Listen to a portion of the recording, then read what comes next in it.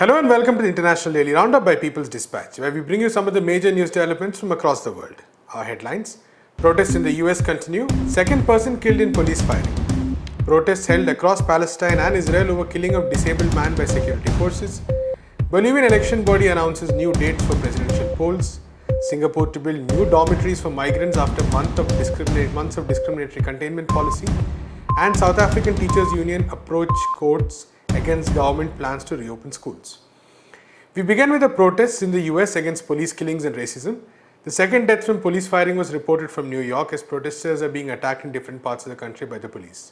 Late on Tuesday night, one man was killed after NYPD officers in Brooklyn. Witnesses have reported that the police fired indiscriminate rounds of shots at the man without provocation, while the police claimed that he was armed. This is the second confirmed case of a police killing since the beginning of the protests. The previous one was from Louisville on June 1st, when the police opened fire at protesters. There are at least 4 more cases of deaths due to gunfire where the perpetrators are yet to be confirmed. In the capital of Texas, Austin, the police reportedly shot 2 civilians in the head with what is being described as less lethal munition. Of the 2 people shot in Austin, one is a 20-year-old black man and the other is a 16-year-old who is in critical care and being tested for neurological damage. Police in different cities have opened fire at protesters, usually with rubber-coated bullets, and wounded dozens. Many have complained of being shot in their heads with such rounds of bullets. There have been at least 2 cases of people losing their eyesight. In many places, the police have targeted reporters and journalists. Amid the violent suppression, President Donald Trump on June 1st heightened the tension by threatening city and state administrations with military deployment if they did not contain the protests. Characterizing the countrywide protests for justice as riots, Trump in his speech said that he would push for states to make use of the National Guard, a Federal Reserve force, to deal with the protests. Currently, close to 20,000 armed guardsmen have been deployed in at least 26 states. This is one of the largest deployments of armed forces domestically in US history. We move on to COVID-19 news. The Singaporean government announced on June 1st a plan to rehabilitate thousands of workers from crowded dormitories to new state-run facilities. The move comes after nearly 2 months of the COVID-19 pandemic raging in these dormitories. The rehabilitation seeks to reduce density among the 45 dormitories across the city. These dormitories house over 200,000 workers. Many of these dormitories are extremely crowded with no upper limit to occupants inside a single room. An average of at least a dozen of these inmates are cramped into one room with a single bathroom. As the COVID-19 outbreak spread in Singapore, a number of those affected were migrant workers who largely hail from South Asian countries like India and Bangladesh. Of the nearly 36,000 reported cases in the city-state, more than 30,000 of them came from these dormitories. Singapore had also employed a discriminatory policy of sealing the dormitories with any suspected cases inside, without any facility for isolation or social distancing. This only exacerbated the spread, with more than 90% of the new cases within the city emerging from the dormitories from mid-April. The new rehabilitation policy still falls grossly short of remedying the conditions. The new accommodation will cap the minimum inmate occupancy at 10 per room, down from the current average of 12, and only increases the per capita living space of the inhabitants from 4.5 square feet to 6 square feet. In our In Focus section, we talked to Newsflix Prabir Purkaisa on the COVID-19 situation in India.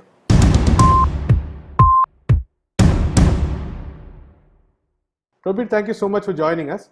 So could we first talk about the current situation regarding how the disease has been progressing, because we do know that India was under a very strict lockdown for quite some time and now the lockdown is slowly being eased, but we do see that the number of cases continues to rise at a very steady rate. Well, let's look at the big figures first. If we see that when we started the lockdown, we have roughly about 600 cases.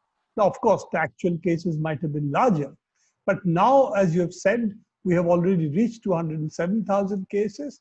And more important than that, the daily numbers is roughly at the moment around 9,000.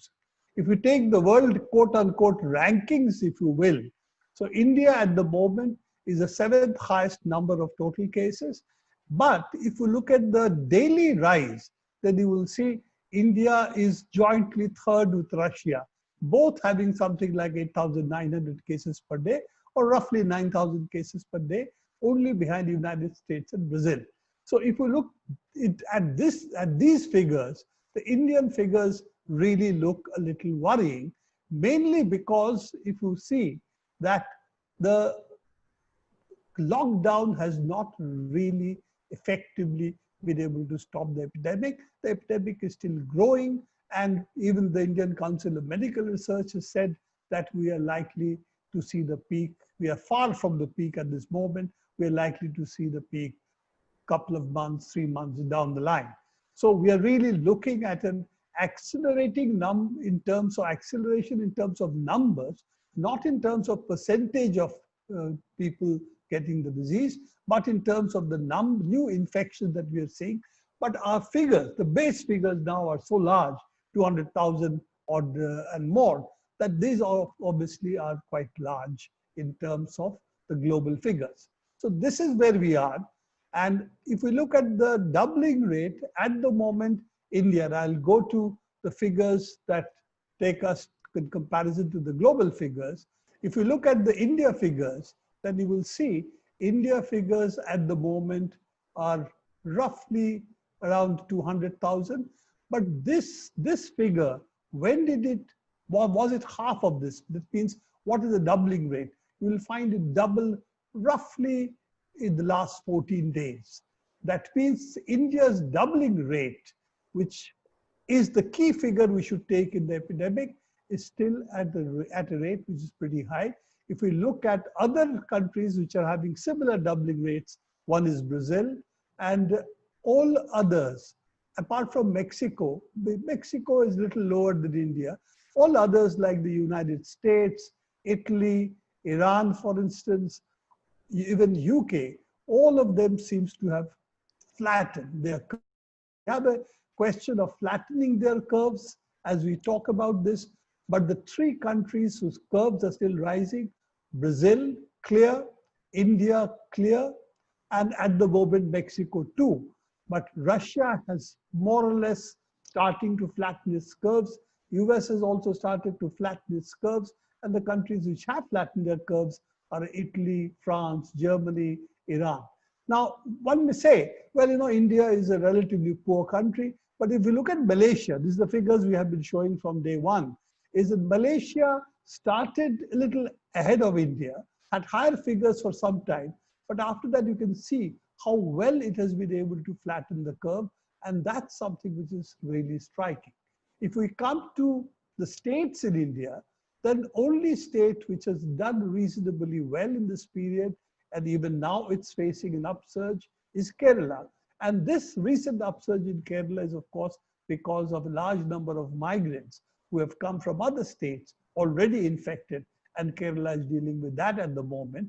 But even otherwise, if you look at the figures, you will see Kerala is the only state which controlled its numbers earlier and is still able to provide that degree of isolation support that we need.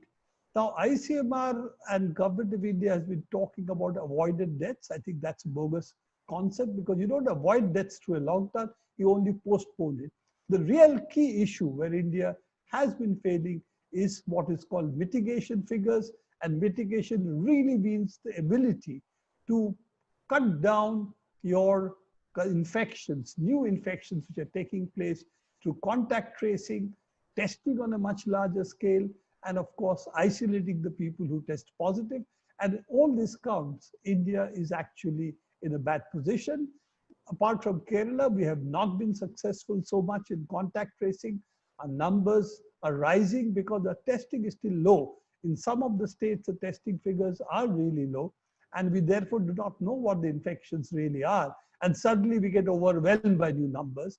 And at the moment, we still have some capacity in the hospitals to admit new patients. But if the figures double in 14 days, for example, or 15 days, 16 days, even if there's a bit of slowing down, say 20 days, aren't the Indian hospitals in a position to face this influx which might take place? I think that's not really, that's probably not what we'll succeed in doing. And if we look at what has happened, particularly in the last 2 weeks, not just because of the lifting of the partial lifting of the lockdown, but because the huge number of migrants returning home, and mainly because they couldn't provide support for them in the cities, I think we have ourselves created conditions of spreading this, this epidemic to all corners of the country. And that's not a good situation to be in.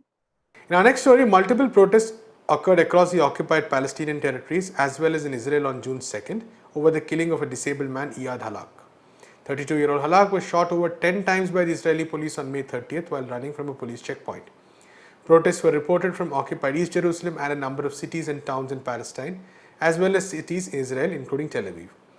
Protesters were seen chanting slogans such as Palestinian Lives Matter, which is inspired by the ongoing protests in the US against police killings.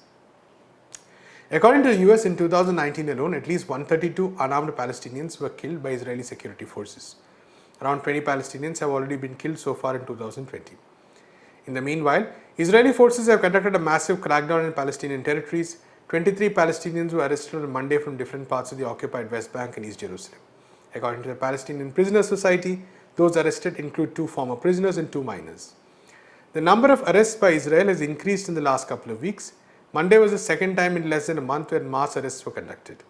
It is speculated that the rise in the number of arrests has something to do with Israel's proposed annexation of the illegal settlements in the West Bank and the Jordan Valley. Moving on to Bolivia, the country's Supreme Electoral Court, or the TSC, which is under the direct control of the coup-installed President Johnny Nanez, has announced a date for the next general election on Tuesday. The general election is scheduled for September 6th. The new date is way beyond the August 3rd deadline stipulated in the 2020 general elections postponement law.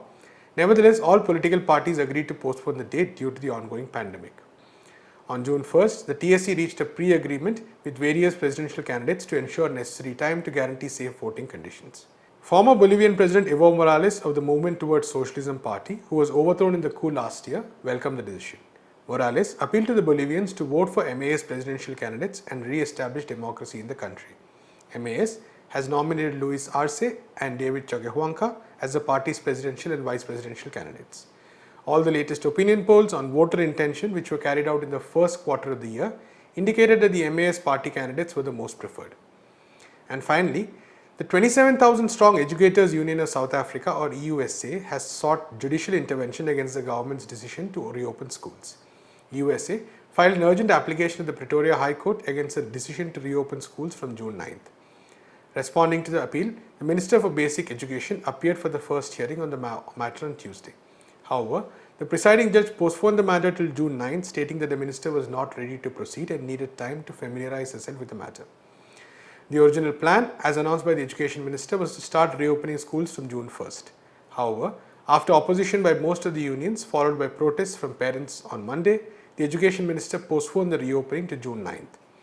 Nevertheless, the union remains concerned that the adequate preparations to operate under the COVID-19 pandemic will not be completed by this date. The union has also complained that the minister has not given enough evidence to support the department's claim that all necessary arrangements have been made to make schooling safe. That's all we have in this episode of the International Daily Roundup. To know more about these stories, visit our website peoplesdispatch.org and follow us on Facebook, Twitter and Instagram. Thanks for watching.